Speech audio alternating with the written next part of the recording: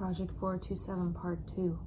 So I just discovered within myself another way that this could be helpful, is that by doing this every day, we can discover, like, if I do create something, like for example, this earplug, this designer earplug. If I do this from 4:27 to 4:32 p.m. or a.m. if you're an early riser, then one can see that within 5 minutes, with one's hands, eyes, and heart, and some stuff, one can create something new. And it's important to approach it without a motive to create something new, because otherwise there'll be an idea about what should be created, and that blocks the possibilities, because it's about seeing everything with the whole visual field and starting to look at everything by withdrawing the focal vision and going into the peripheral vision. So the whole peripheral vision can see everything at the same time, and that could actually start to inform the hand movements or not. But if we are someone with bipolar and we do this, and we happen to create something that is amusing, just creating with our hands, eyes, and heart for the sake of it, like when we were a child, just for the movement of it in itself. But say we do create something kind of fun, we let our brain and our body and our being and everything know, and the universe know, that we can create something new in 5 minutes. We could invent something in 5 minutes. We could make a manifest thing of one of our past ideas without even thinking about it or thinking about the idea in 5 minutes. So if we can see that we can do that with our body, it could actually be a helpful thing that might train the body subconsciously in this meaningless movement to, when we see sometimes, unfortunately, with bipolar, we see like life is meaningless. So when life is meaningless, this is actually the time when, if we feel like that, we're at greatest risk to end our lives. Life has no meaning, and we're thinking that psychologically. So if every day at 4:27, by creating an atmosphere of togetherness and a resonance of that, we're going into this, I don't know what anything means, there's this stuff here, I'm not looking at it focally with a motive, but just start moving and moving things around. Then we tell the body, hey, yeah, it can be meaningless, and we can go into this meaningless space. And when we go into the meaningless space, it can actually be something that augments creativity, because we're not in this space of knowing everything and what things do and what they're for, but we don't know anything, and then all of a sudden we're in this creative movement like when we were children. And if we can go into that, we also go into that childlike space, which is something that happens in bipolar. We go into that childlike space, and we can practice that daily. And I also realized when I got up from making the last video, like sometimes this can inspire something else. So I have these body tappers, and I was like just tapping my body for whatever reason as a gesture to let my body know it's here. There's 2 of them. But then I started to kind of like make music with it, like. So then I got a little beat, and then what came to mind was this. And then I started to think, that you can actually make a song. You can go, oh, why am I so square? Like, oh, tie this in my hair, something like that. So we can start to make music with the objects that we have and create ideas for that, because if we can transform some of the words that we've been in contact with into music, it could be more digestible than a million books. So yeah, I saw that too. And so the other thing too is, you know, getting the hands, eyes, and heart moving in creativity with stuff instead of words, because the words can turn on us. They can be really beautiful, you know, and we can turn the stuff on ourselves too. But when we're really in this space of creating, then it just trains the body that to be creative with the hands instead of destructive. You know, like, because a lot of things we do when we feel pain, you know, we take something that is somewhat harmful, like we eat food or too much of it. So I'm not saying this is going to prevent that, but I think part of the point is that if we see we can create something new in 5 minutes, then, you know, in those 5 minutes where we might be thinking that we don't know if we can go on, then, because life is meaningless, this is purposefully going into this meaninglessness, but then moving these creative bits around instead of moving thoughts around, which are the past, and they're not new and they're old. So the past is trying to sort of get us to end our presence, when this going into meaningless stuff, and I just have it here, you know, can bring us into the present, because the point is to be mindful and move the hands, eyes, and the heart together. And also doing this together with other people. We're trying to contribute to that collective consciousness of, you know, of bipolar, where, you know, we've spent so many years trying to advocate for ourselves and explain ourselves and, you know, shy away from the stigma of ourselves, and, you know, it's all ourselves. But I feel that creativity, they say, is usually when the self is not. So it's not even about the self, it's about the creativity.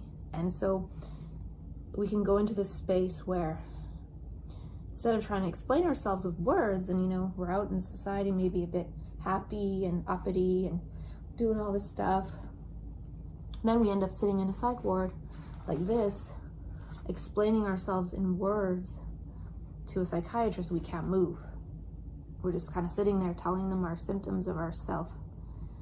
By doing this, we're sort of sitting here, and instead of trying to explain ourselves, we're going away from the self and creating more brain cells of perception, action, perception, action, perception, action. Oh, doesn't matter. Feather stuck in this.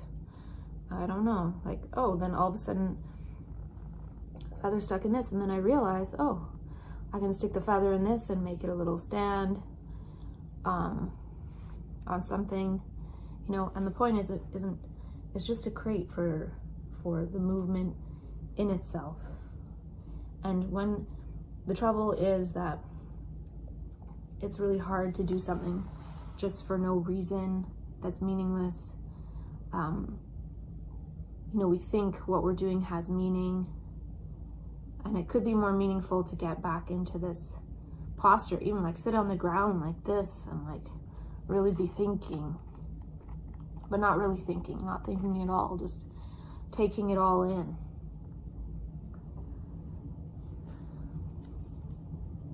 You know, like you can make a card or something for someone, or, you know, somebody might come to mind that you can make something for.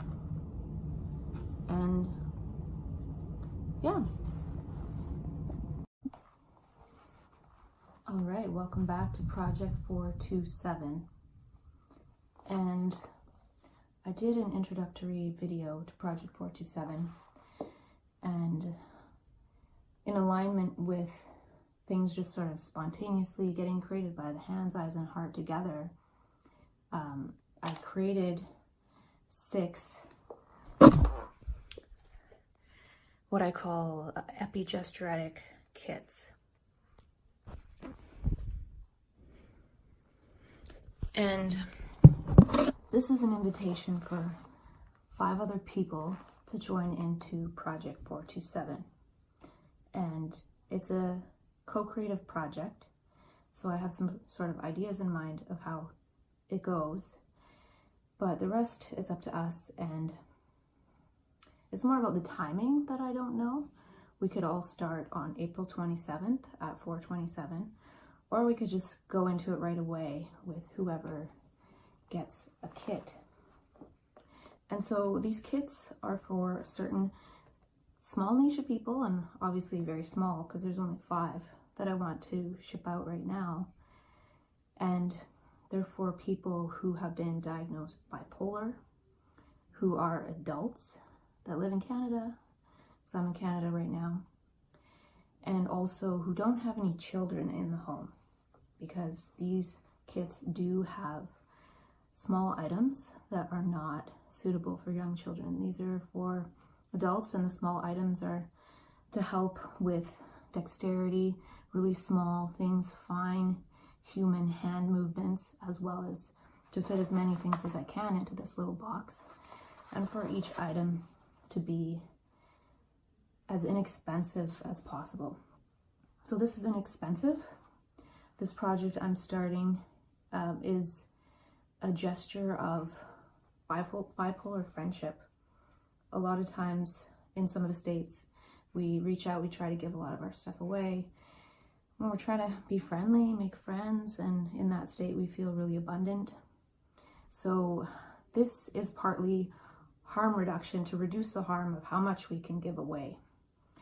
And it's also creativity augmentation, in that we can have like a tray of stuff in front of us, the same stuff for us who are starting this, and all at the same time of day, just meaninglessly play with it and go into this state of meaninglessness and zoom out our peripheral, into our peripheral vision from our focal, just sort of watch our hands, eyes, and heart move together.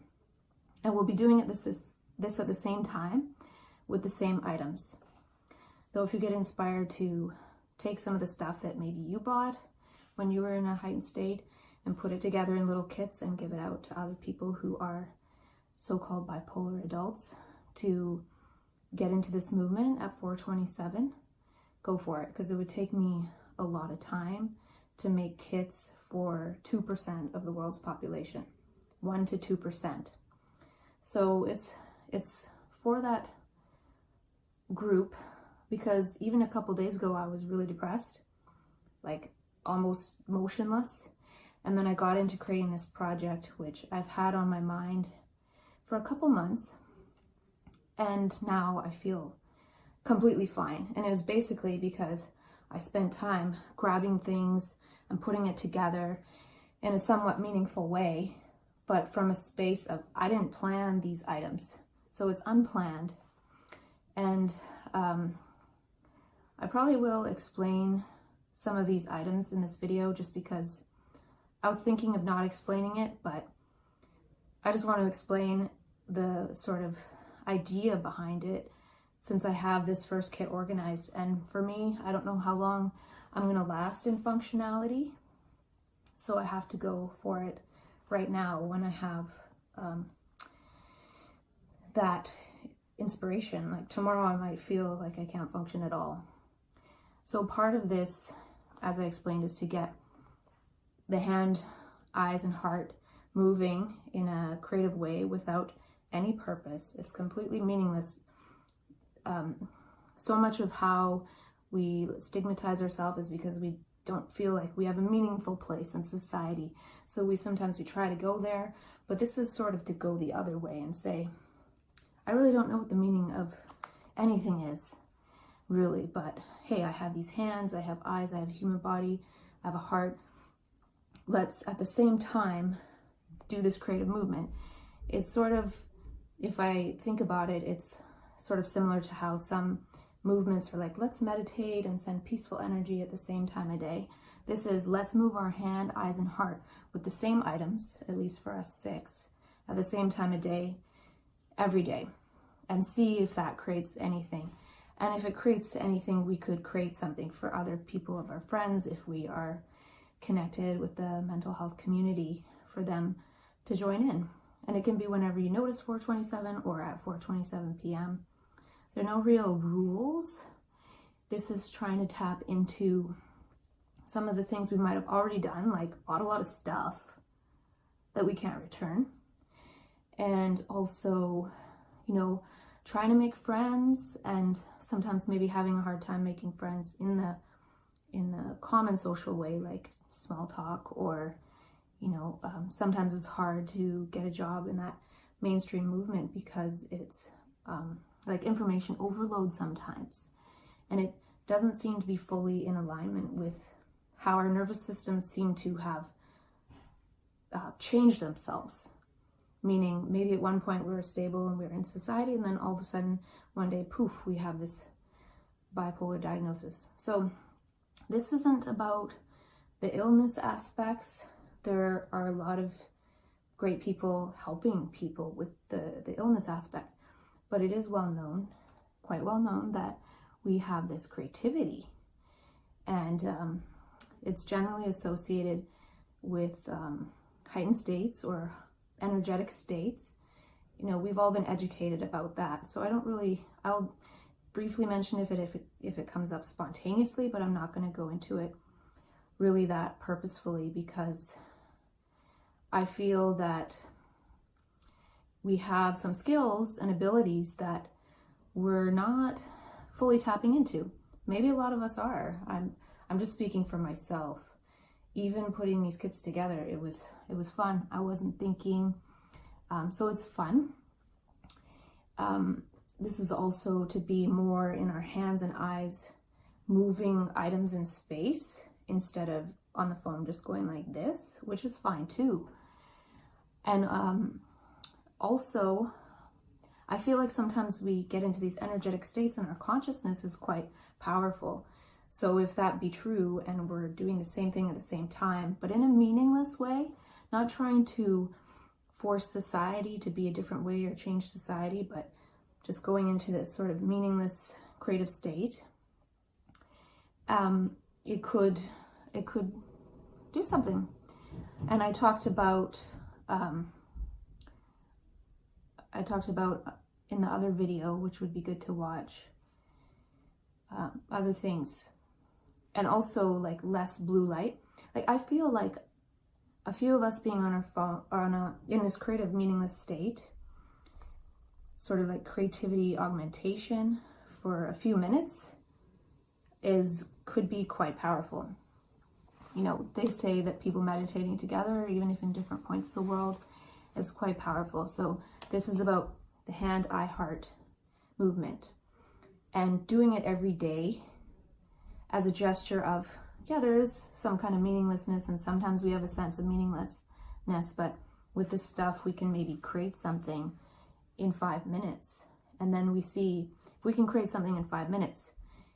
If we ever have, you know, sometimes lows, we might be able to create something in 5 minutes and be able to be somewhat out of it, because moving the eyes, hand, and heart in this way gets us out of the self, and it's sort of training the body.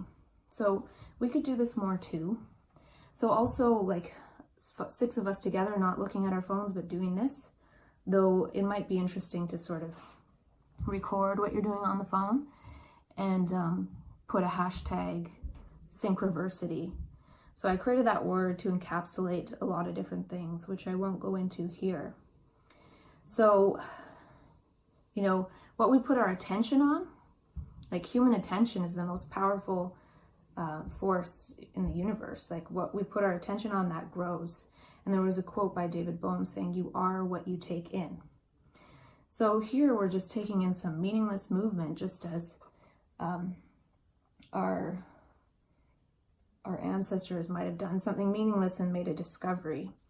So we could make discoveries with this stuff, but it doesn't really matter. This is sort of a representation of, instead of having that heightened energy and going out into society, which with interactions with others can create lots of like words and social interaction, which is very energizing. And then people can come to us with, you know, what we perceive as meaningful messages, and then we go that way.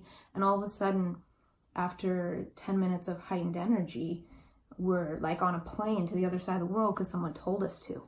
So this way we plant our feet or plant our butts on the floor, and we use certain items to just get in movement with our hand, eyes, and heart, and not moving and looking at other people as much, because, well, at least for this beginning experiment, it's about staying still and creating and just moving these items around. We don't even have to create anything, just moving and looking at them. And this comes from lots of different like theories and hypotheses I have within myself that I've unfolded over time, and it would take a long time to go into them all. But you know, these first kits, it's a gesture of friendship. You're not alone in this creative energy that, you know, comes into you and just moves you in ways, and you get all excited and you feel like the world is so meaningful. And you know, it is, and could be the point of these kits is that just moving stuff and our hand, eyes, and heart, just for the sake of itself, could possibly have some kind of effect. Because right now we're generally moving our hand like this, and we're looking for meaning, we're looking for, you know, good, bad, like, dislike, like conflict. Are we good enough? We're like looking for all this sort of like psychological, social proof of some kind that we fit in. And this is sort of taking a break from all that and fitting things into each other. Like, how does this go like this? Or it's completely meaningless. This is like a gesture of, we really don't know what things mean, but maybe we can create meaningful things by being in this empty space. And I think it could help with possible, you know, harm reduction, if you want to call it that. I didn't invent that, of spending or like buying things to fulfill us. When we see how fulfilling it could possibly be to go into this meaninglessness and just sort of play with stuff, then perhaps that will inform the body of something. And I created this thing I call epigesturetics, which is, you know, these gestures have an effect and a feedback on our bodies, the universe, possibly our genetics. And, you know, in so-called bipolar, we have certain behaviors, and one is creativity. So this is sort of focusing on that. And it's also a kit that you sit at home. Like if you're somebody who, you're stuck at home and you can't really get out, this might be a good thing for you to try. And I also want to show the items because maybe you have some of these at home already, and you can just make your own little thing to do at 427 to be in this hand, eye, heart movement. And, you know, it's not exactly perfectly safe for us to go out and explore when we're in heightened consciousness. And this is also, yeah, a way to give away some of your extra little bits and bobs in a meaningful way. Sometimes we try to give all our stuff away when we bottom out of the high energy by writing a suicide note. I did that, and I tried to like give all my stuff away to a friend to continue on the mission, like some big meaningful mission, which now what I'm trying to do is go into the meaninglessness. Because when we get to that state where we want to just end our life and write a note, generally it's because life feels completely meaningless. And we could be onto something in that the movement of society, it has a lot of meaning, but after we go into the up state, for the first time in the down state, society seems relatively meaningless compared to that up. Now, this isn't to get us to go up. This is to actually get us to create and be creative on a daily basis instead of sort of waiting for this energy to like come over us and us dance through the universe. Because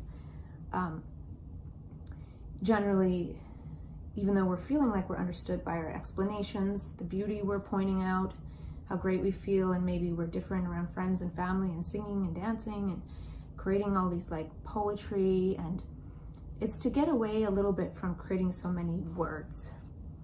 Because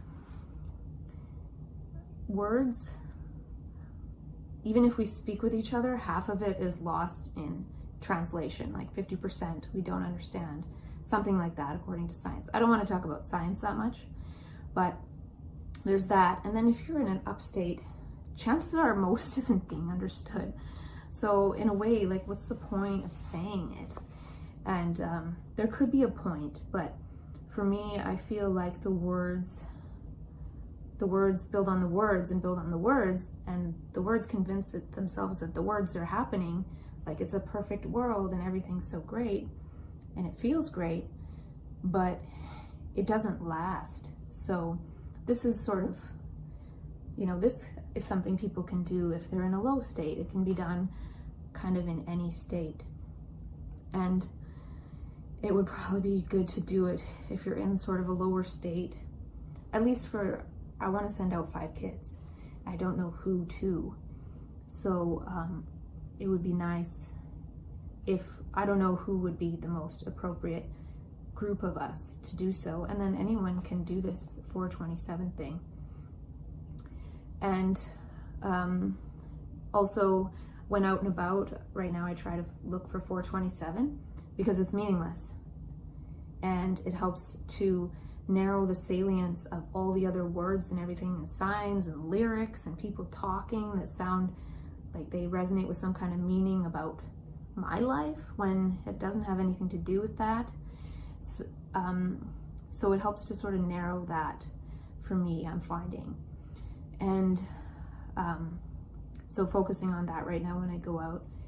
And another thing this does is gets the hands, eyes, and heart moving faster than thought.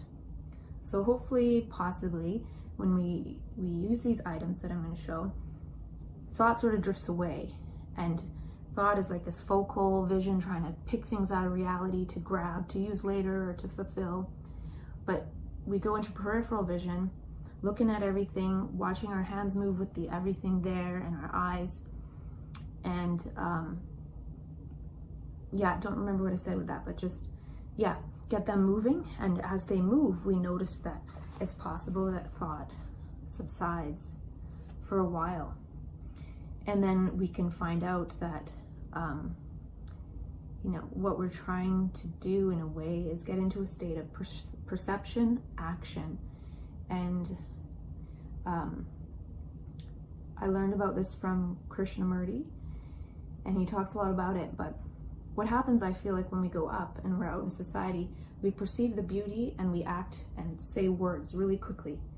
We can seem like we're talking really fast, or we can talk too much, or complete other sentences or whatever.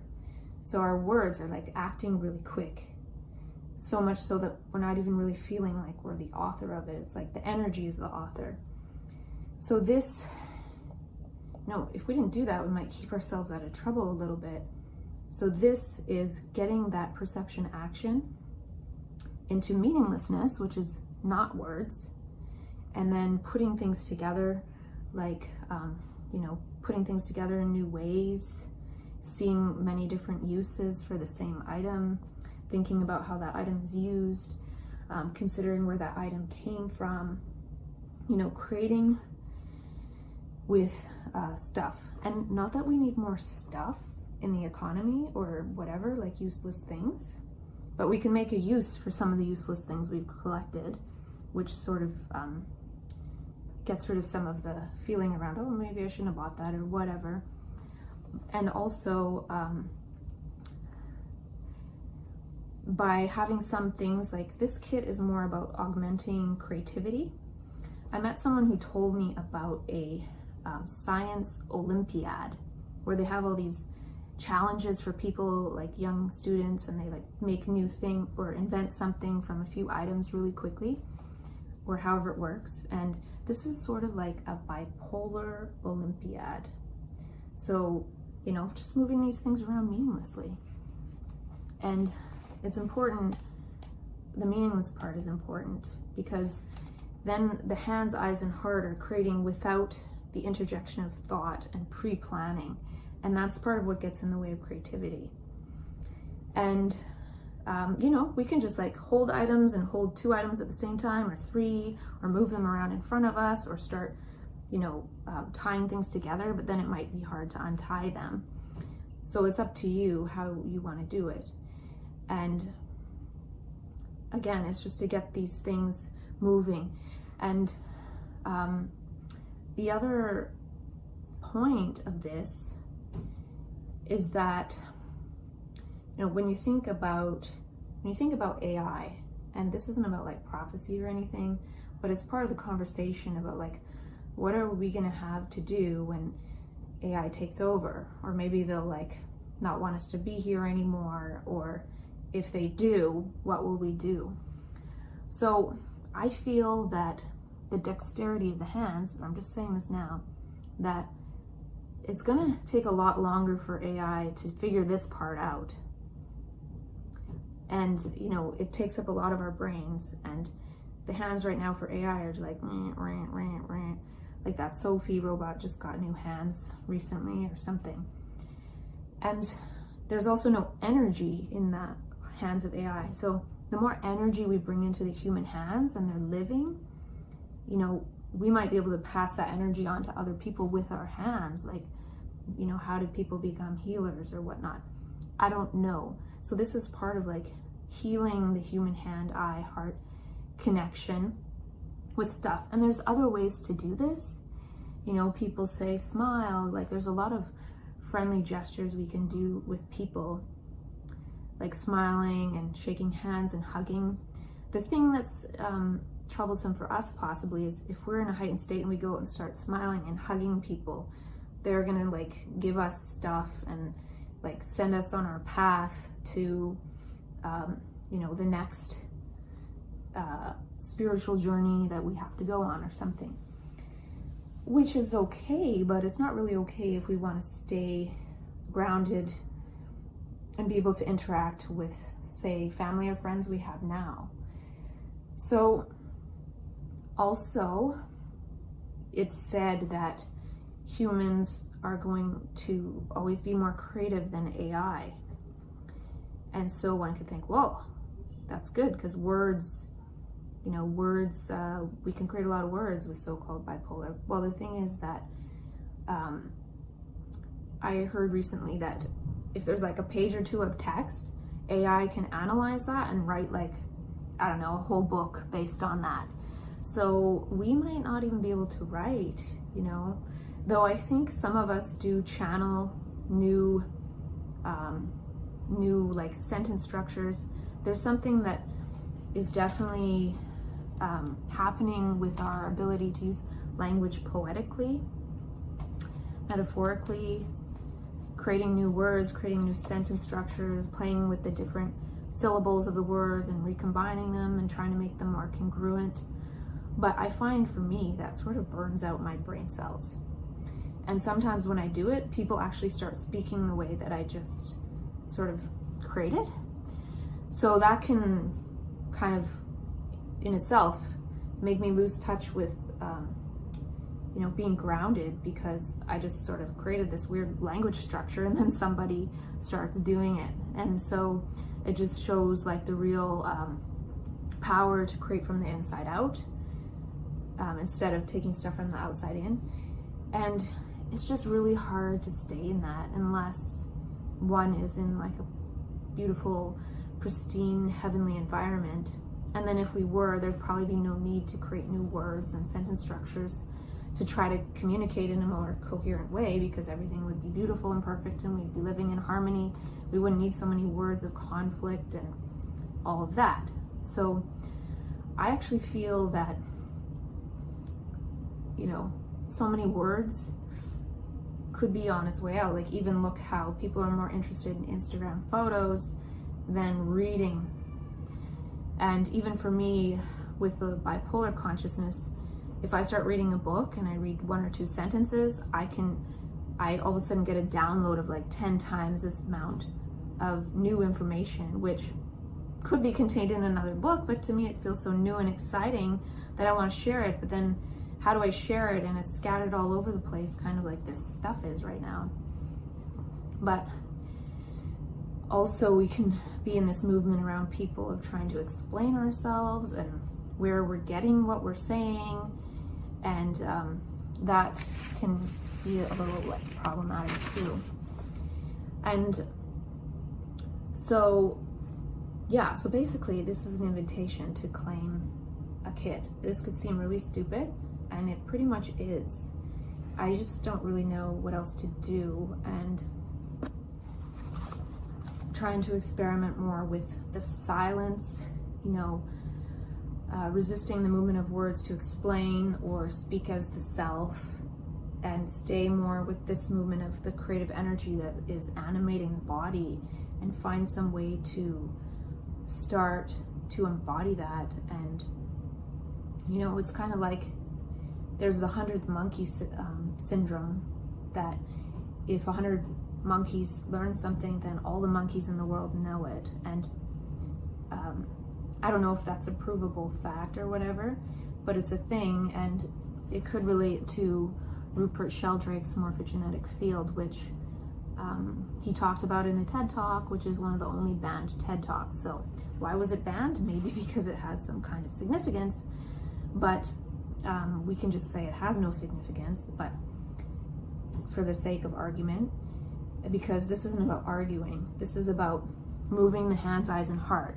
How much more can we argue? You know, there's a lot of great people advocating, and I want to do something a little different, because you know, I've been through a lot in this last few months, and words don't really do much. Another thing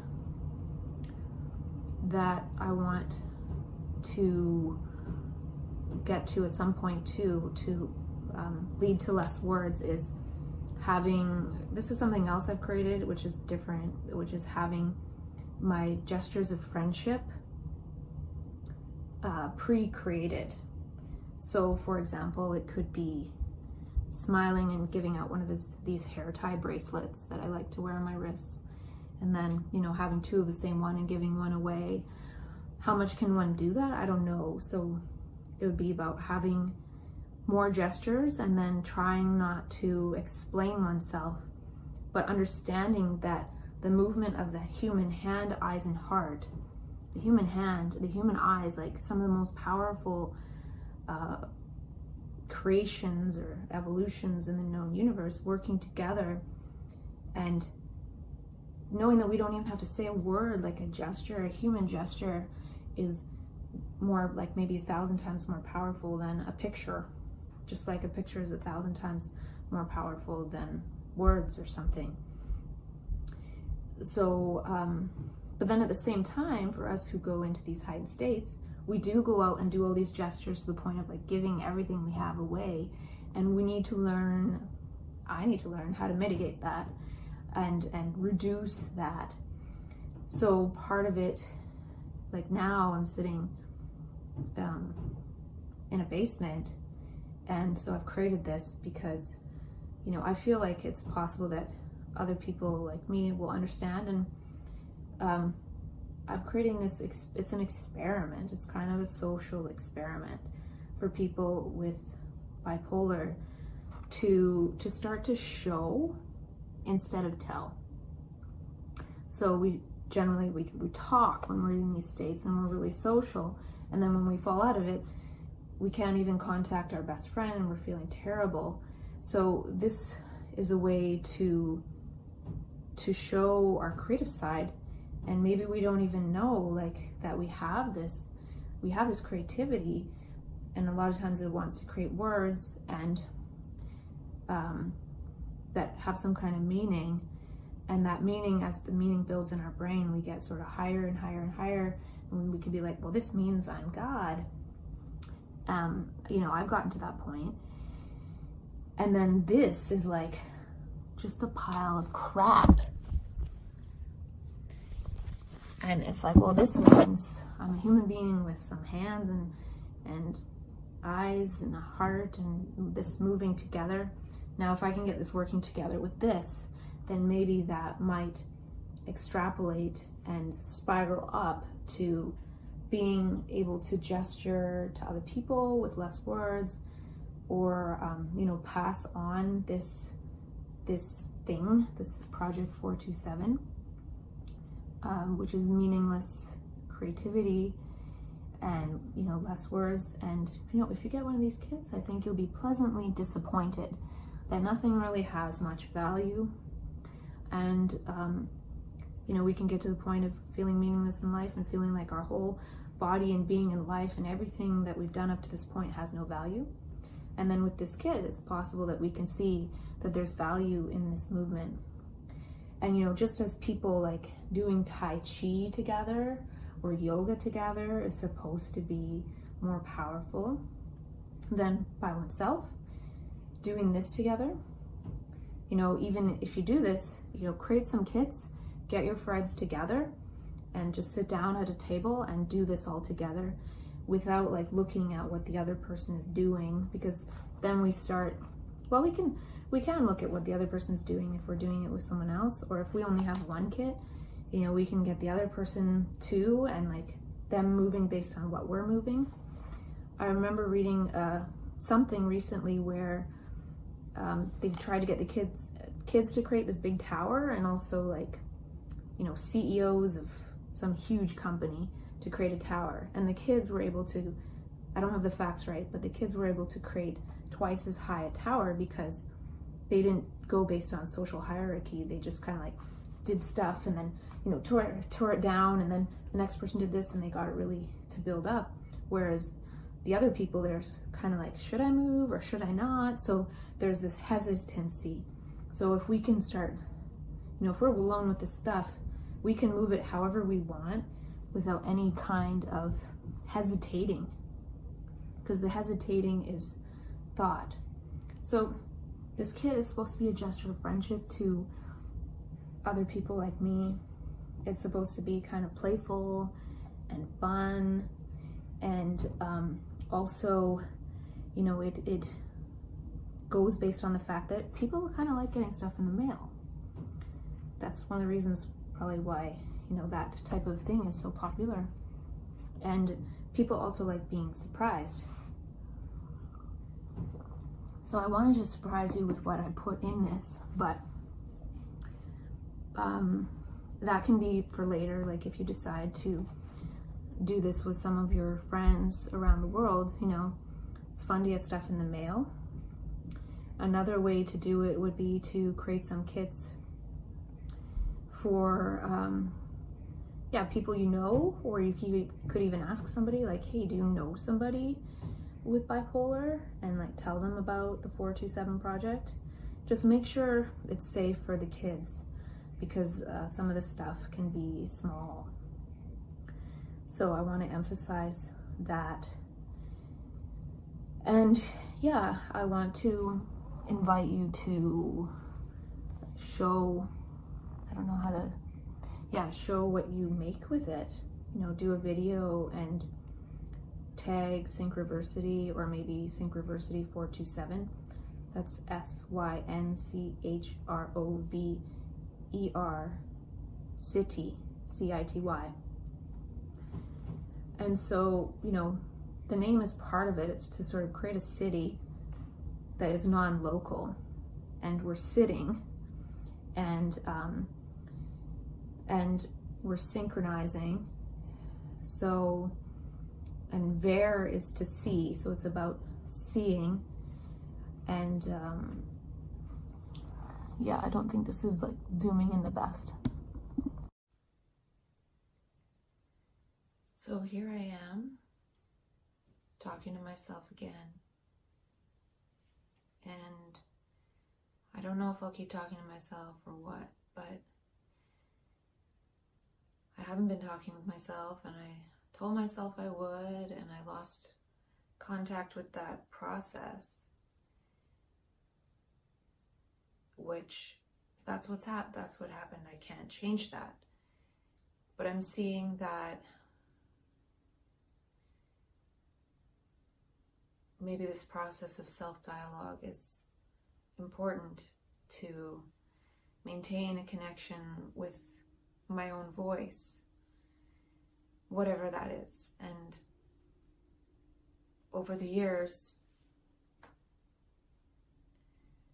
it's changed, and it changed naturally, and I don't plan it or really remember, but I think at first I was talking about insights, and it was mixed in with being angry at the mental health system. And then that anger eventually went away because I realized that it was challenging going through a mental health crisis if the environment wasn't really calm and peaceful. So then it's come to different realizations of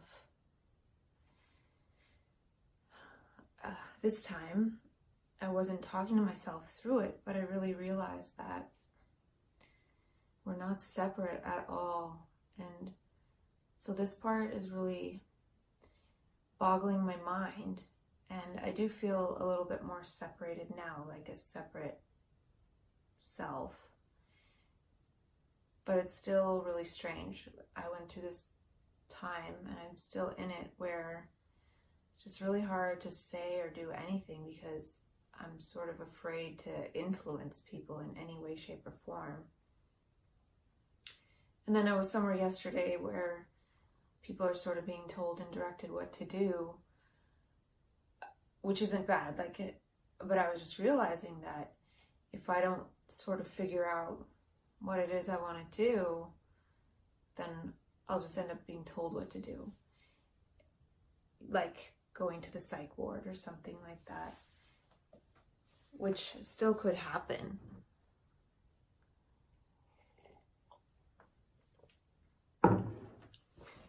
And through this process of self-dialogue, I haven't really had to tell myself what to do.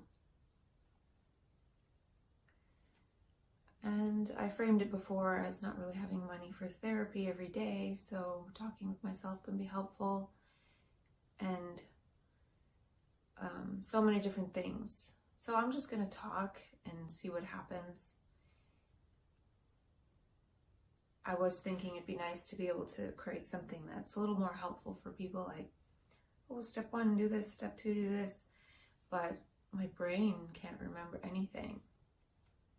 So I made a bunch of notes on something, on how to go about that possibly, but then I forget where they are, or just sort of forget in general. So maybe I just have to do it when it comes up, or not at all.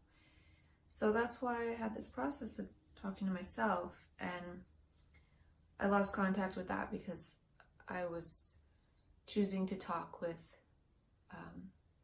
someone I connected with deeply, and I lost this part of it in a way. There's no one to blame or anything. I'm just sort of looking at it in retrospect that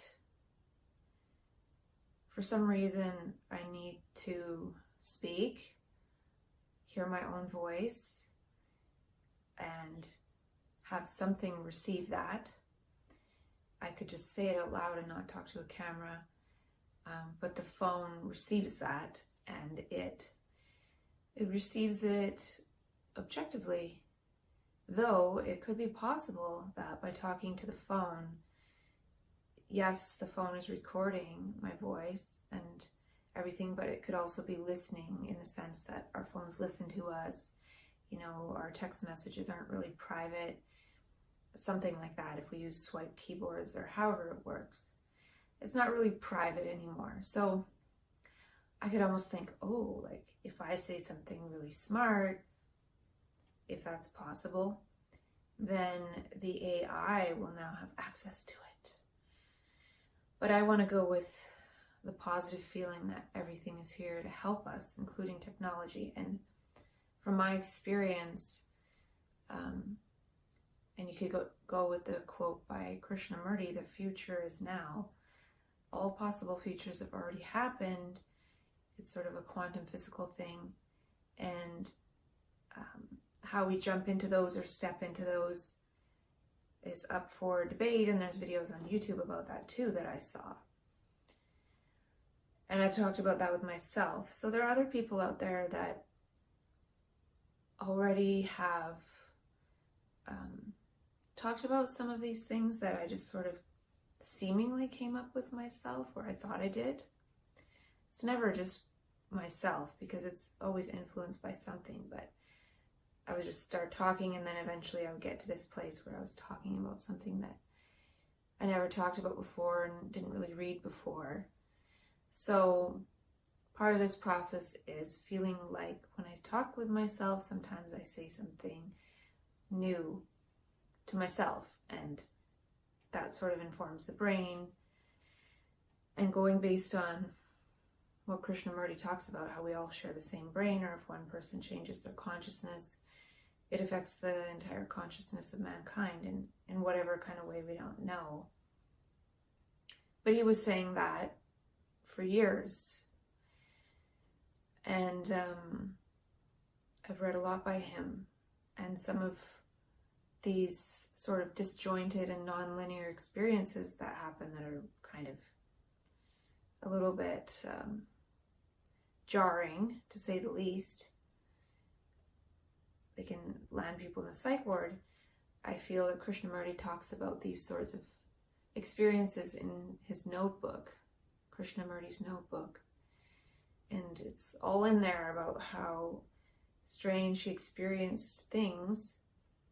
But it seems since he wasn't afraid of them, or he called them the process, or whatever, then he was fine. Well, not totally. He would fall over sometimes and things like that. He just told people, don't bother about it, never mind. And so I've been experiencing a lot of body pain, headaches. Even now, just talking with myself, I can feel this like pain and pressure in my brain. And okay, I would look through this box the other day of this whole box of resources over there, which maybe I'll share some of them. And I found this bit of the book by U.G. Krishnamurti. I was talking about J. Krishnamurti before. And U.G. talks about, or somebody's writing about his strange experiences, and talks about in here how he would have crazy headaches that he would manage with coffee and aspirin. So, you know, sometimes these things that happen, I'm not saying that it's something like spiritual or to do with that, but you know, maybe I don't need to get so worked up about these extreme headaches, or I wouldn't even call them headaches. Feels like pain, like in my brain, and sometimes it's really, really strong. And it's been going on for like 2 months. Body pain in my brain, and it's nearly unbearable sometimes. So I haven't really gone through this before, but maybe I can continue to talk myself through it. And another thing too, I realized just coming back, like from being in California and then coming back to Canada, is like by going back and forth like that, it's sort of fragmented the relationships I do have. Like some friendships in California, some friendships here. And since my journey back was a little bit, it's a long story. I don't want to give all like the weird, they're not weird details, but just, I was trying to sort of create a life and you know, individuate and sort of move on. But that was happening within the framework of, quote, manic energy. And so when that bottomed out, basically I went into post-traumatic stress, afraid of everything. So with that type of energy and experience, there's no way that I'm going to have the strength to just be like, this is who I am.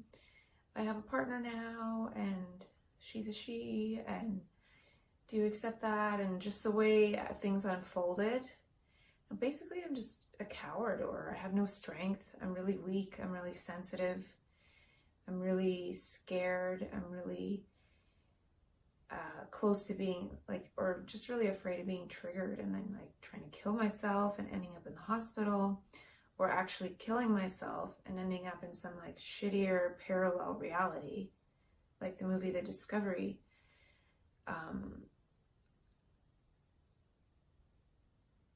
Or like in some other incarnation.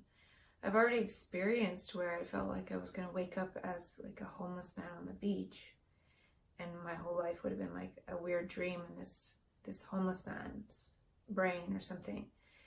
So I feel like if I do kill myself, I just kind of wake up somewhere else and totally forget all this. So I don't think that's the solution, even though it could still possibly happen. And man, I had a really, really strong panic attack in front of a bunch of people, and they didn't notice. I don't even know how I didn't like scream out and freak out and create a scene like, help me. So I'm getting a lot stronger with it, but it's still painful and scary. But then, since I've been back and forth a little bit, whatever I've been doing, I don't know if I've been talking with myself about it, but try to watch YouTube videos and like just bored, like can't even pay attention to anything for more than a few minutes. And then I think it was yesterday or the day before, I watched a little bit of Tom Wooten Bipolar in Order YouTube videos, and I did his class once a bunch of years ago, and then I didn't want to like keep going with it because there had been so many other things in my life that had helped me, like rap and just reading a ton of books. So it sort of felt like that course was just a really small part of my, so-called bipolar education to that point. And for some reason I watched a couple of his YouTube videos. I'm on the mailing list, so I watched something and then something else, and I came across a video by him called I Love My Hallucinations, and you can look it up on YouTube. And he described an experience where he's walking down the street with his wife, and he experiences himself jumping in front of a bus, getting killed, and then himself, his kind of spirit, went into his wife, like, because now he was dead, and she was like wandering along, like kind of like, oh my gosh, I can't believe he just did that in front of me, he just killed himself. And then I think he describes then feeling like himself again beside his wife, walking, and then he told her about it, like, guess what, I just experienced myself jumping in front of the bus and then being you, and you're really upset. And she said, so? And the reason this struck me is because that's a pretty scary freaking experience. And it seems like he's been able to master that sort of thing. So that made me realize to the extent he's able to function with all of this really scary stuff. Like most people, if that happened, they would probably fall on the floor, like freaking out and end up being dragged off to the hospital. Like I probably would. And I did have an experience a week or so ago where I was in my bed, dark room, eyes open, not sleeping, and I got pulled out of my body and sexually assaulted. And I could feel it, like I was totally somewhere else. And, that kind of scared me. And those things usually would, for me, be reserved for the hospital. I'd already be in the hospital and not in a good state, and that's when those things would happen. But now I'm like not in the hospital and those things happening. And it just makes it kind of scary and more easily triggered by other people that are around. So, point being, I'm not in the hospital, but scary things are happening sometimes, and these pains, and just trying to get through them. And he does describe in his videos like the pain of depression, like there's actual physical pain, and gives an example of like some Saint Teresa, having like physical pain and then getting to the point where it doesn't bother her anymore. So, people have pain, people have these sorts of things, and, I'm just back in Canada now. So, I'm trying to think like, now what do I do? I'm sort of on my own at the moment. And there's that path of being with someone or being on my own at home. And, I have no strength, kind of weak, cowardly, in connection with the traits of myself that I don't really, they're just not my favorite right now. And it's really challenging. And I was sleeping this morning and had like some kind of thought come to my mind about it's all dreaming. And so I was a bit inspired by, Tom Wooten talking about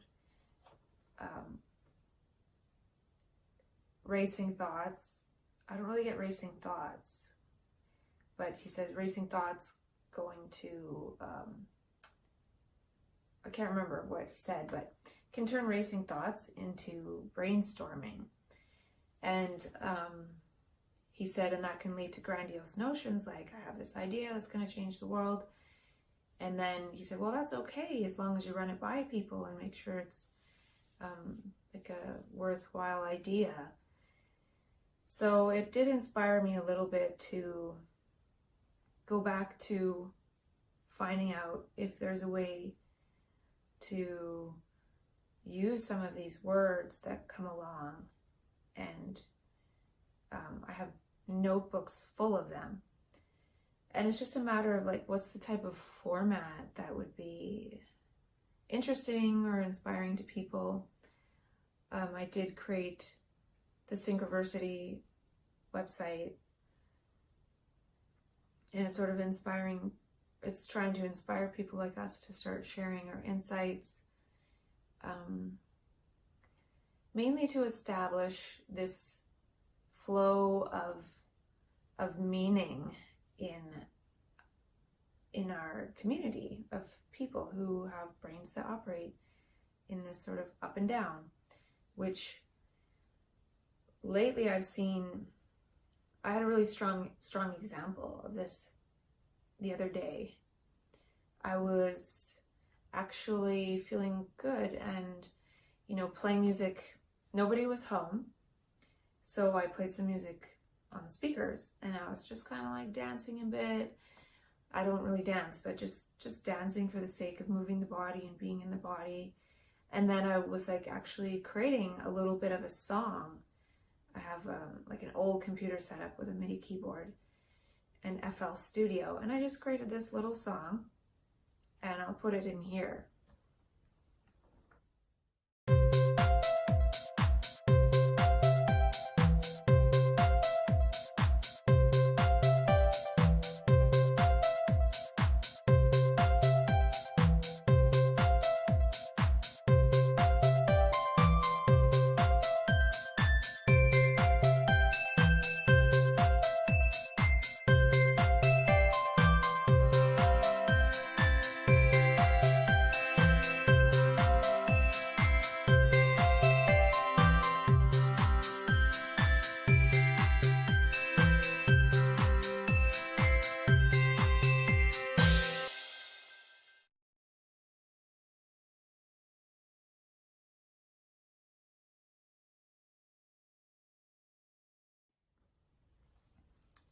And I was definitely in a flow of sorts.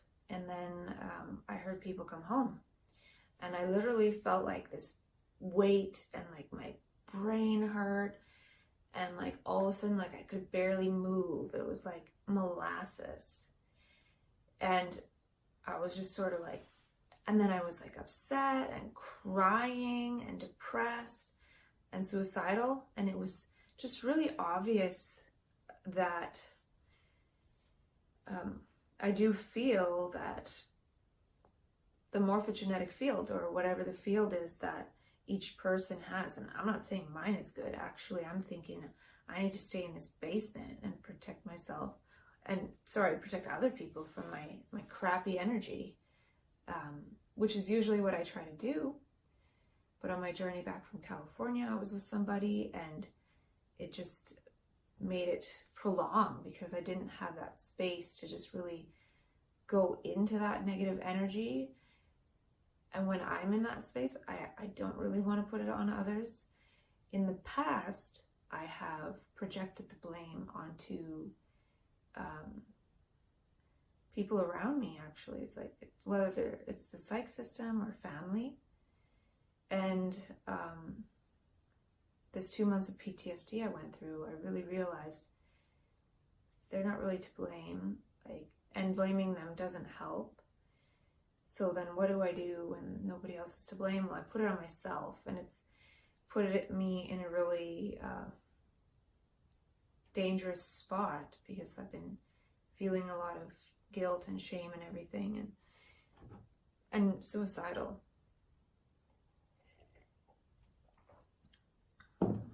But I did want to mention that I really did notice how there's really there's two different worlds. There's this one where you're flowing and everything. And if you're flowing, it implies that other people can come in and disrupt that flow. And so it's making me wonder, is it even safe to go into like those creative states? Is it safe? I had another experience where I was playing the keyboard, piano, just for fun. And after I stopped playing, I felt really awful too. And that didn't really have anything to do with anyone coming and going. But I do feel that if there was ever a space designed for people with this creative energy, bipolar, whatever you want to call it, like some kind of hive structure, it'd be important that each person have their own soundproof unit where they can flow in their own energy. Possibly. Maybe if it was only people with that. And it would be good if the people had their brains in order, like, I guess, like Tom Wooten teaches. And this time, through these 2 months, I have done a good job of not, getting mad at anybody or like yelling at anyone at all. But I was really desperate at times in terms of feeling like I needed professional help.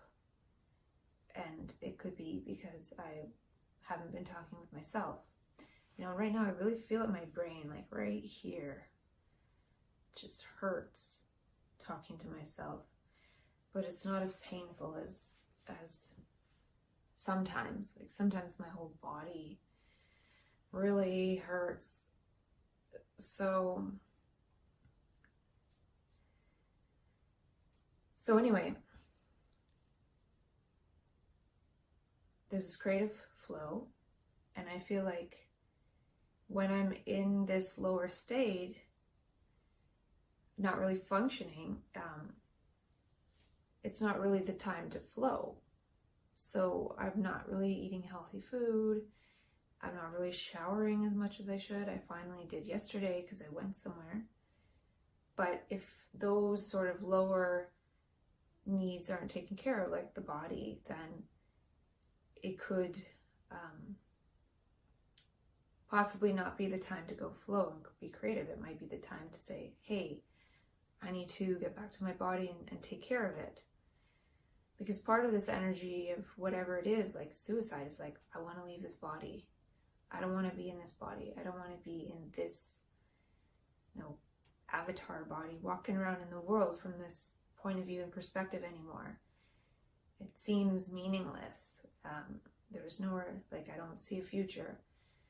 And in the heightened states, I see many possible futures or many possibilities. And then as the energy decreases, the possibilities slowly go by the wayside until one is sort of left with, I don't know if it's the easiest one or what, but now I'm back as a basement dweller, which I think is okay for the time being. It's not, maybe it's good. I do have a sense that I'm supposed to try to appreciate this, having food, clothing, shelter, a roof over my head. Of course, I appreciate that. The other thing, though, is I really do feel there are certain sensitivities in bipolar, the sensitivity to the morphogenetic field of others. And, it's hard to get into the flow when those other energies are around from other generations. That's how I feel. I don't know if it's true.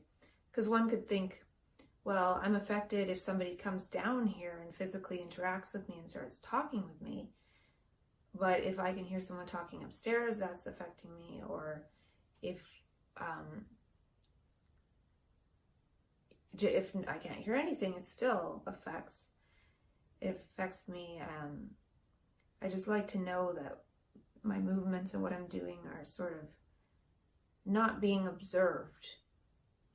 Because when it's being observed, there is an effect.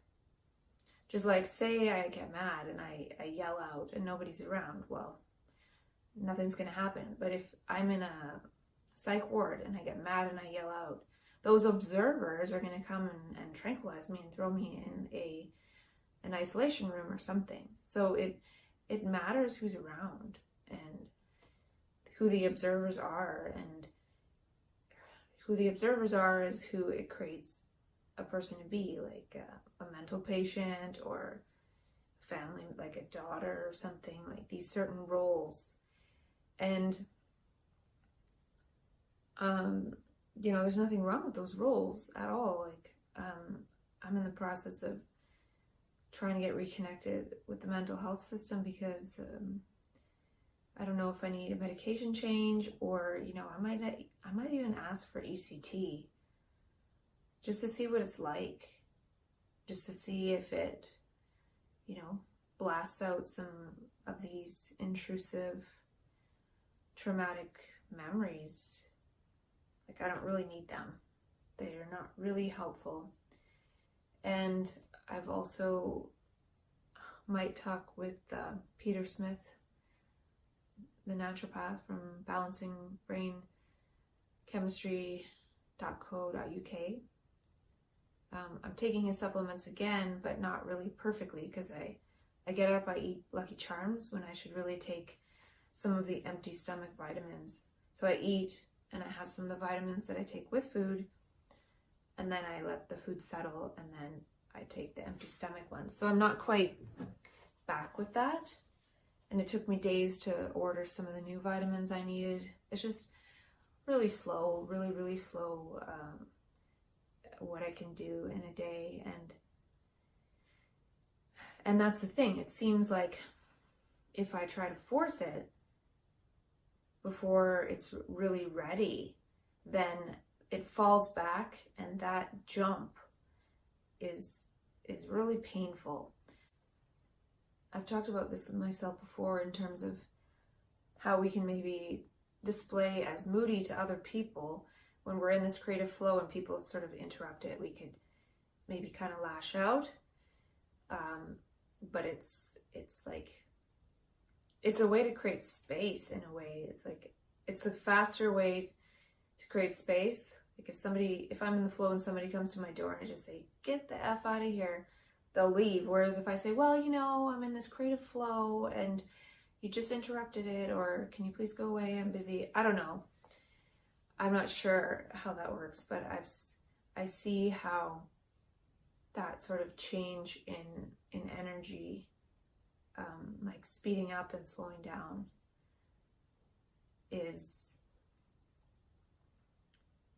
happens in like different ways. And I've experienced that lately because of how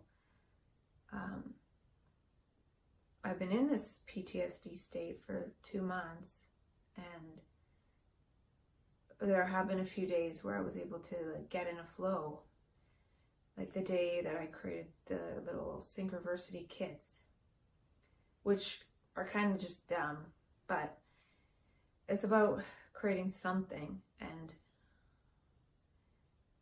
I feel that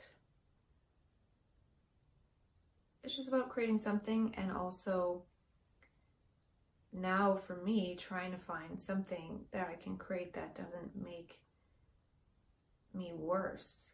Like, I've been thinking about doing some writing, even though I don't really know what now, because some of it is sort of like, is it bipolar? Is it creativity? Is it the mental health system? Is it the family? Like, what is it what is going on? So I feel like, yeah, the clues I got from Tom Booten were like, right. But then a while ago, I was looking at this creativity magazine, and it was saying that writers have 10 times more likely the chance of having the most severe form of bipolar disorder. So writing is associated with that. And it also seems that if I try to create a little bit of music or like dance and enjoy myself, it's like, no, sorry. So it just seems like the universe is only allowing certain ways of being. Like, when I'm here, I almost have to be this sort of sad person, because that's sort of how it is, It's almost like I could almost like pretend to be happy, like super happy, but that wouldn't make sense here. So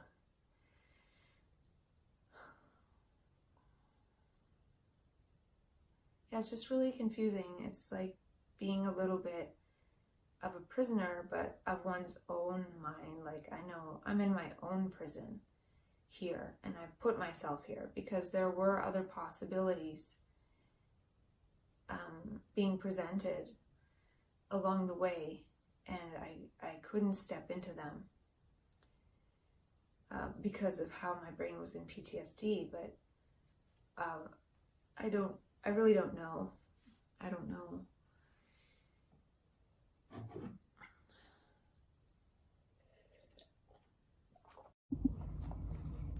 Yeah, so these kits are kind of 7 years in the making. And also, I've been sort of thinking about all this with myself for the last 3 years. And I find that I'm sort of trying to prove to myself that there's this creativity in bipolar when that's already proven. So then it's like, well, what to do with it? Well, I really don't know. And so I just wanted to create this project to be like, I have no idea. Let's just move some stuff around, have some fun, have that same intention of sort of playful, not knowing, meaninglessness, and almost seeing that by going into meaninglessness, we can create something.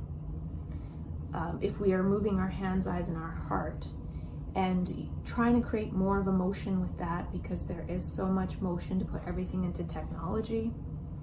And you know, that's sort of okay, but it's kind of going into nowhere. And then, you know, the technology is listening to us when we're having conversations, so then it's sort of like putting stuff that's relevant from all that's put into it into our awareness and responding to what we're saying. So it's like helping us to some degree, but then it's sort of making us almost addicted to it, because it's so responsive and almost saying like, look at me, like, here, I'll give you a meaningful Instagram post based on what you were saying, and then I put an ad by it, and then you buy this thing. So this is going, I don't know how it works, I'm just making stuff up, it doesn't matter.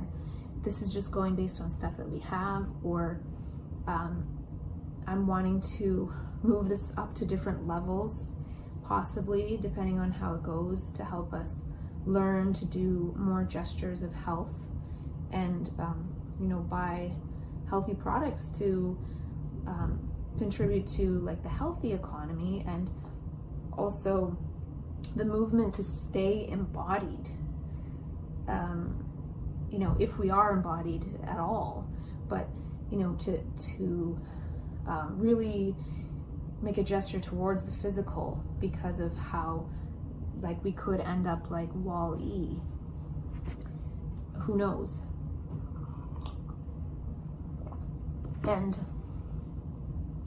you know, for me, I actually feel quite sensitive to sometimes being around people who are like, everyone's listening to their phone at the same time and so much information. And for me, when there's some quiet, I can get into this space of creating something with my hands. And it's not about I want to create something great, it's about we do have the power to do this sort of thing. And like we're losing young people to autism, which I'm not an expert on, but I feel like, you know, they're having trouble with words, but perhaps with space and creativity, like maybe something else comes about. They're very intelligent, and they're based more on visual perception, action, and when there's so much like stuff and words, it's possible that that could be challenging. It's challenging for me. I find that sometimes I'm going into all these words to like inspire and change the world, so it'd be better place for the kids, so then they don't, you know, develop these real troubles that are getting worse and worse. And so if we were able to like design the space so there's not so much information overload of words, perhaps something else flowers from us as a humanity, and then people like me don't need to go into these states where we're like trying to change language and all of that, when really the language we might need to learn is more about, you know, interacting with stuff in our environment, especially because there's this movement towards virtual reality where, you know, we'll just be looking at a thing and not moving. So it's really kind of important that we're still able to move around, like based on what's actually there in our environment. At least that feels something that is important to me. I really don't know. Like, this is just, like I said, this is an experiment. It's about fun. It's about seeing how the body and being respond to this. So I haven't even started talking about the items, so I will do that now. Okay, so the items. I found these boxes, and so it's about what fits in this box. So not all the items will necessarily fit, but let's see. So I want to fit in this little notebook, which kind of goes against what I'm saying with no words, but this is about observations if you want for doing this experiment, and then you could send them in to me or take pictures and send what you wrote and write it out by hand. You know, that's really powerful. There's also some sticky notes So the sticky notes kind of make it not fit. So I'll put them in further. And, you know, a little tag thing there. And now a notebook fits in there just perfectly. And, you know, here are 2 bracelets, bracelet hair ties. You can do the friendship thing. I'll probably put some of the little stuff in a baggie. So here's a baggie, and you can use a baggie for whatever. There's also a piece of tape on the baggie that you can use, even just to remind you of tape that you have. And there are these little Velcro things. They're kind of cheap. They probably don't even really work. Doesn't matter. You know, a little clip here, and you know, a chocolate.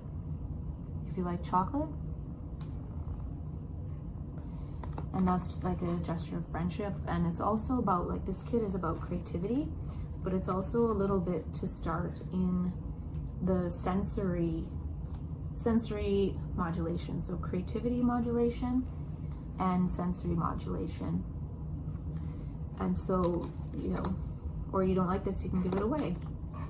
And, you know, this gesture of like giving it away is, you know, it's really powerful when we reach out as humans.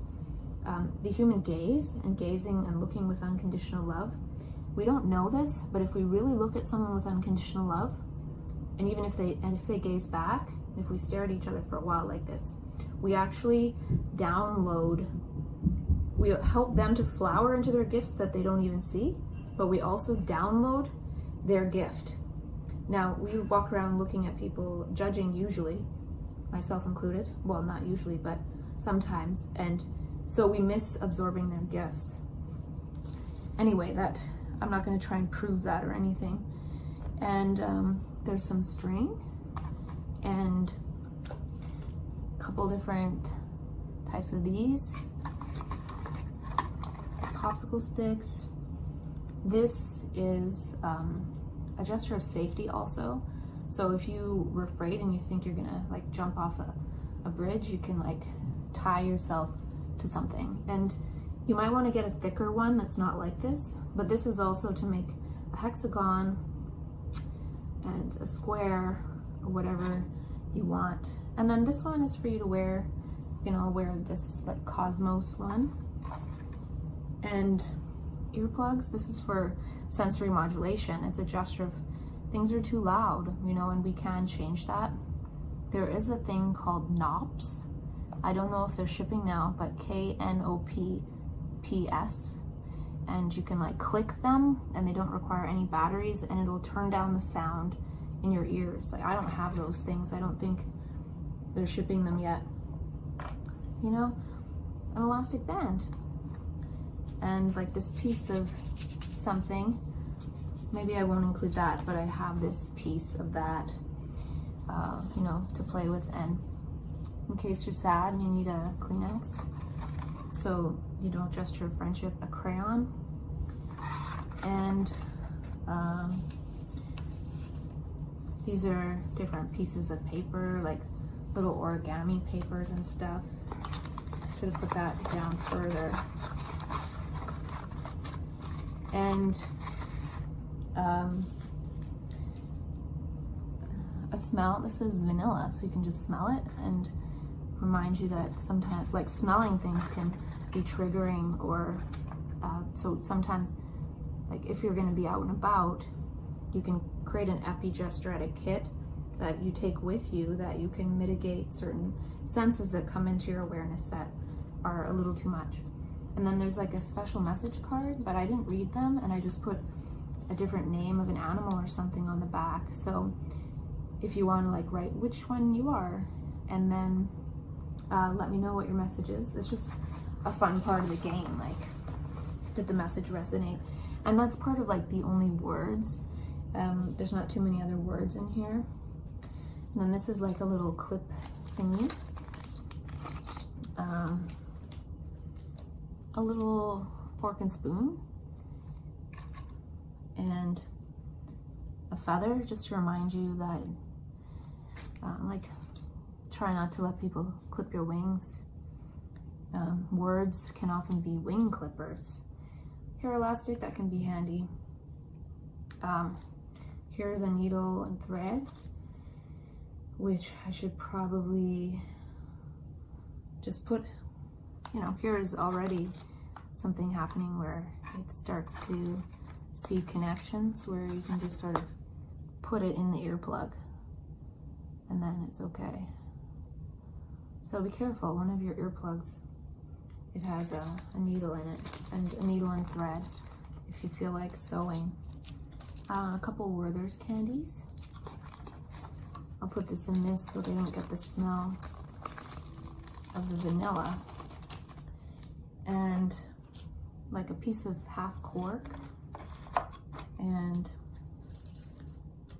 a paper clip and another clip, and this is a piece of sage, so you know you can smell it. You know, these are also reminders like, hey, I like this, I'm gonna go get a big thing of sage. And I did create a little store on Shopify related to that. Also a Bodhi leaf. This might get all like torn up in transit, so, but that's okay. You'll have the energy of this Bodhi leaf, which is from a magical tree. And then a button and this eye thing. And twist tie and a piece of gold paper. And another powerful magical leaf just for energy. And then a piece of this so you can make your own bracelet, or you can make whatever you want out of it. You know, I'm showing this too in case, so you can see, well, hey, it'd be fun to have this, and be part of this experiment, or hey, I can create my own experiment because I have some of this stuff, I don't need yours. And then a nice like thank you piece of paper for whatever. And it's all fitting in here nicely. Here's another type of string, and I'm gonna send information on how the experiment works. And I did create like a paypal.me thing for the future, because I'm gonna want to maybe try to make this part of my work. I've been working on this for a long time. And then this like bit and bob, and also this is it's laminating kind of paper, so you can stick stuff in there and just like stick it together. Kind of fun. And yeah, you can see how these things relate. You know, you could even just like, you know, work on your hand-eye coordination with this, because, you know, some of us, we lose our fine motor skills. And you know, I've done a lot in mental health, and one thing I remember them doing is cognitive remediation with computers, so like sitting and playing computer games to get the brain going. But I feel like doing this kind of stuff would be a little bit more fun than sitting and staring at a computer. And they really try to, it does help, but they try to like convince you that these games are helpful, and there's like pressure. And the pressure, like this is no pressure. Nobody's around. Nobody's gonna judge what you're doing. It's meaningless. It's just like you lay it out and do something if you want. Maybe nothing happens. Maybe you just stare at it, you know? And maybe you say, I don't like these certain things. I don't want to look at this. You know, you find out preferences, or you see. It's about getting the peripheral, the whole visual field working with the hands and the eyes. And what I've found over the years, because sometimes I go into perception action, is how instead of when I'm living, if I design my space so I can see most things, which looks a little bit messy, but I'm very visual now. If I need something, I just see it. I don't know if I see it before I think it, but I'm not thinking, where is this, where is that? It's literally like, I know this can be very handy for like emergency situations. So also like what I said about how us working with our hands together at the same time. Like, yeah, we're doing that in some contexts, like say a factory, but they're all like doing these like meaningless things and they're bored. Now this is to be more, maybe more boring because it's more meaningless, but we're doing what we want with stuff instead of what we've been told. And, you know, a lot of going back into the economy is doing what we're told. And that's important sometimes, for sure. But this has nothing to do with doing what we're told or even what our thoughts are telling us to do. It's kind of what our visual field and our hands and heart and eyes are informing by the whole of everything. And then I talked a bit about, there's a lot of things that can help us move through daily life, but this is about the 427 and this orange bag. You know, blocking orange is actually blocking out the blue. Using orange blocks out the blue light, which actually can get us into really heightened states. So if we really want to be weird, we can make some makeshift glasses with this. Alternatively, we can, you know, buy glasses too, but this is a way for you to start blocking the blue light right away if you want, if you see fit. And that fits in there. I do have this tea bag, and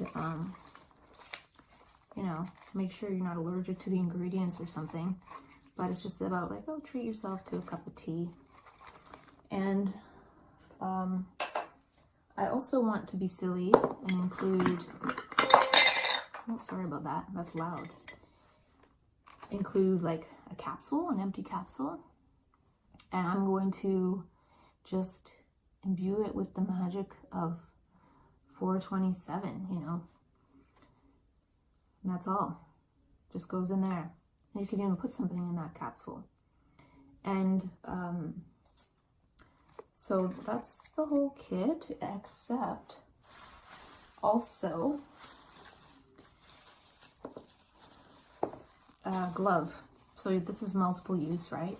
Or you could decorate the glove with stuff, but it's also about like, you know, protecting the hands, or you can use a protected hand to pick up some kind of garbage, or, you know, you can blow it up and make a balloon.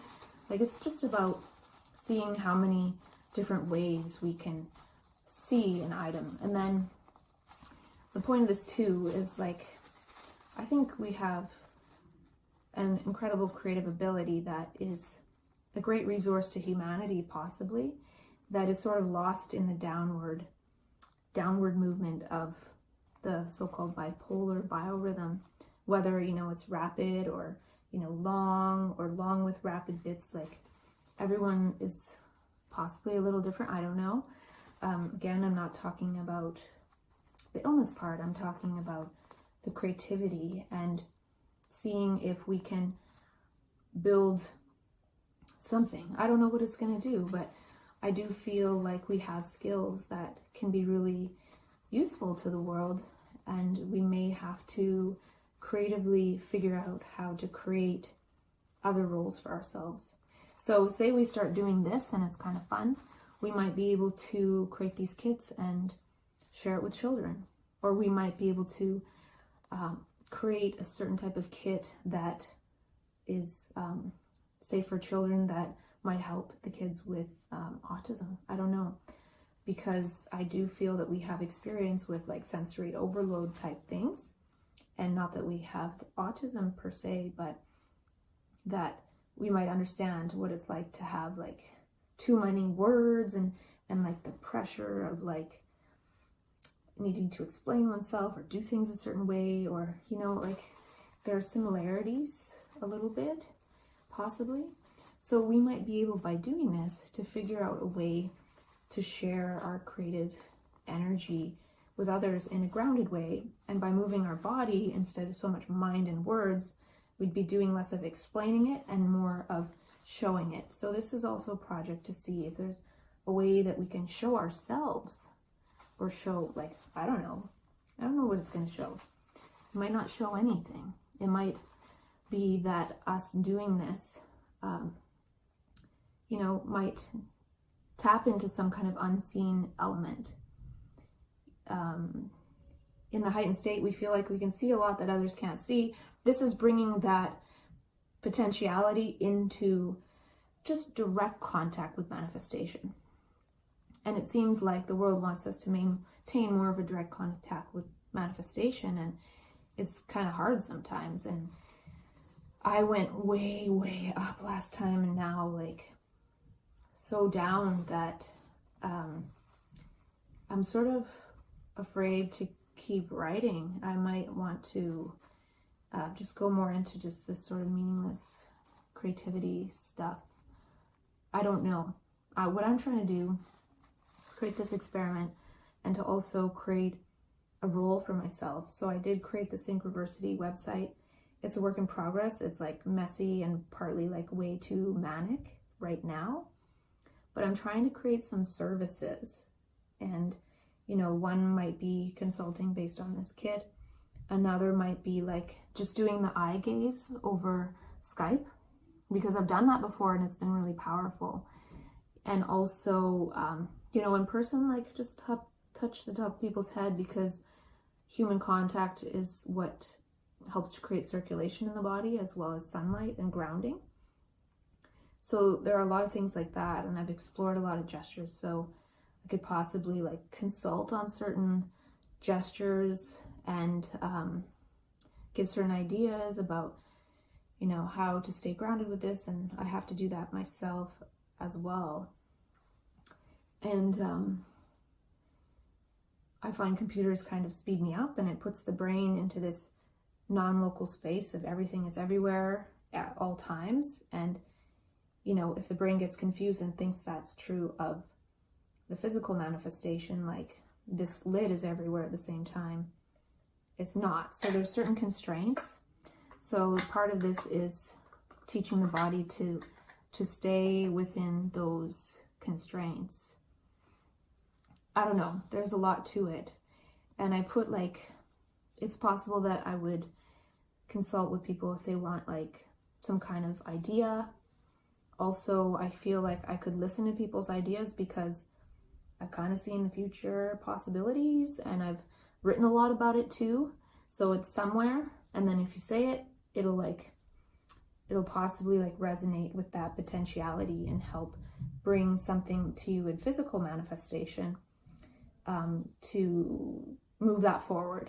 I don't know. I'm just trying to find out a different role, like a different way to be useful to society than, you know, creating so many jobs in the social system, like so much need for psychiatry and everything, and that's still needed, and it's overloaded. Like there's too many people seeking for help in that way. Like we're all, like mental health is such a big thing right now. So yeah, and also I'm trying to create a role where, you know, I can be useful when I'm feeling like I can help, and then other times I'm just not functioning. And lately I've been like way more like this, so it's a bit more unreliable for me. And so, yeah, I'm not sure. I want to sort of like co-creatively create roles. Like if you need help with something, whether it's a gesture or an idea or lyrics or I don't know, like anything creative, let me know, because I'm trying to figure out a way to make that more useful for humanity than, you know, most of my work is like in like a box of notebooks. Now, if you like come to me in some way, like help with something, I might have something valuable. I just can't really put it into any logical order, because the way it manifests is not in a logical way, because logic is part of the movement about what's already known. So creative stuff sort of comes as a download and out of context a lot of times. Writing it down actually brings it into some kind of manifestation, but a lot of times there's so many ideas that I literally can't carry them all out, and some of them are good. And so if you come to me, I might have had that idea. You know, like an example of an idea I had was to create like a smoothie place that's more like Subway. So instead of having the menu with all the smoothies, You just have all the ingredients and you like in the blender and then whip it up for the person. So, you know, that's an idea. If you are bored and you want to create a business, there's one. But yeah, so I've had a lot. And, you know, they say that companies are most looking for creativity. Well, there's a lot of creativity in people like me, but I think we need to create ourselves as some kind of like creativity consultant where people can call and say, hey, I need support with this or help with this. And then we can marinate on it and say, okay, here you go. What do you think about this? Then they can like put it to the test. And if it helps, then after like support us with some kind of monetary thing, because that's how we exchange economic stuff right now. And then, you know, maybe we'll figure some stuff out with this inventive creativity kit or creativity augmentation, modulation. You know, I just feel like we do have a lot to offer, but we don't really have a role in society to do so. There's no like scaffolding for that. So it's sort of up to us to create this kind of scaffolding for it. And, you know, say, hey, like, we can say, hey, I'm bipolar, or I have bipolar. So it means like maybe half the time I can't even brush my teeth. But part of the time I could maybe give you a great idea. So yeah, I thought of an idea to create like an idea bank, but I think I need to go with what it is that I can just do myself. So I can't have people sending me all these ideas because I have too many of my own and I won't be able to read them all anyway. So I have to fix that part, but yeah, it's going to be, I don't know if it's going to work, and I'm not sure if it makes me up, but here's the glove. And then I'll just put a little explanation, and I put the little Synchroversity PayPal. This is just, I don't care if you send anything, it's just I need to figure out some kind of purpose that is in alignment with embodying that heightened energy and being grounded with it somehow. So this is an experiment for myself. I really don't know. I have no idea. So also,